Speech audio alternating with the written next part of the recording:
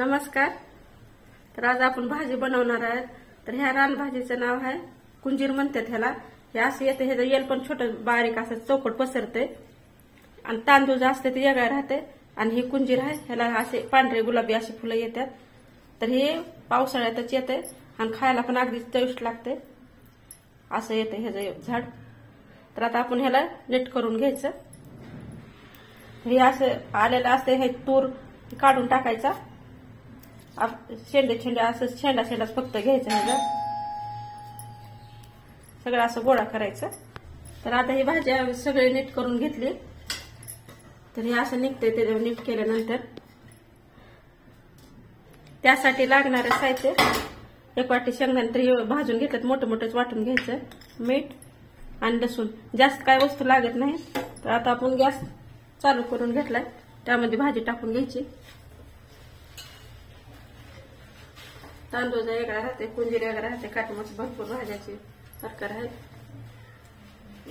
तर जास्त काय पाणी टाकायचं नाही, अगदी शिटूला टाकायचा. कारण का त्याच्या अंगाचं पण पाणी सुटते.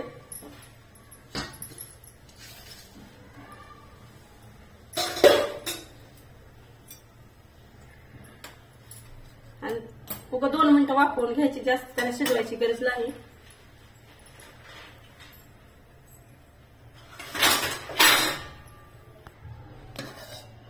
तर भाजी आपली शिजवून घेतली, ते शिजल्यामुळे एवढी झाली. तर आता ह्याला दुसरं पाणी टाकून पिळून घ्यायचं या भाजीला.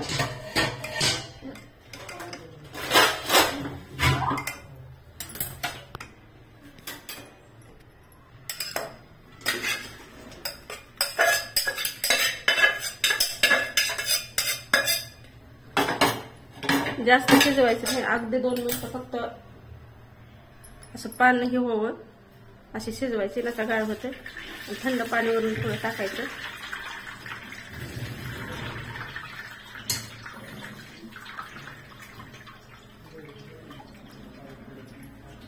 असं पिळून घ्यायची.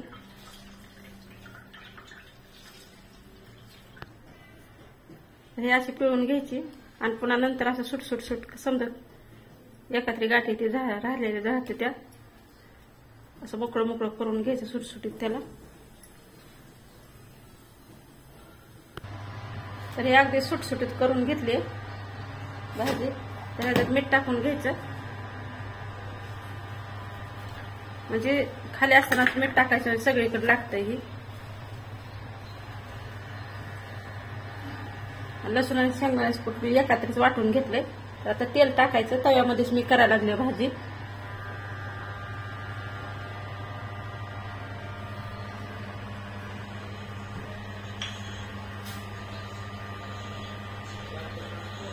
गाठी ती काढून घ्यायची. तर तेल तापले तर भाजी टाकून घ्यायची. अगदी चविष्ट लागते ही भाजी.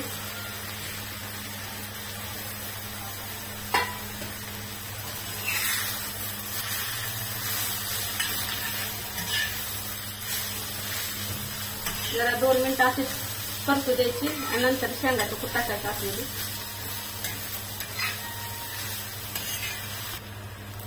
तर 2 मिनिटं मी असंच परतून घेतले होते. तर ह्याच्यात लसूण आणि शेंगाचं कूट टाकून घेतलंय वाटून. तर मोठ्याच वाटायचे शेंगाने, जास्त बारीक वाटायचे नाही. मस्त असं छान हलवून घ्यायचं. आणि मिरची टाकायची नाही. सपकच छान लागते अशी भाजी.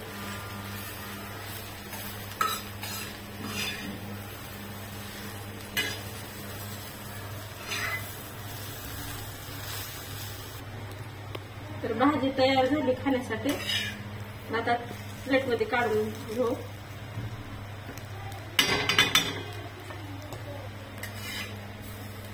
तर बस लागते अशी भाकरी सगळं खायला, चपाती सगळं, भाकरी सगळं. अगर मुलांना टिफिनला पण देऊ शकता.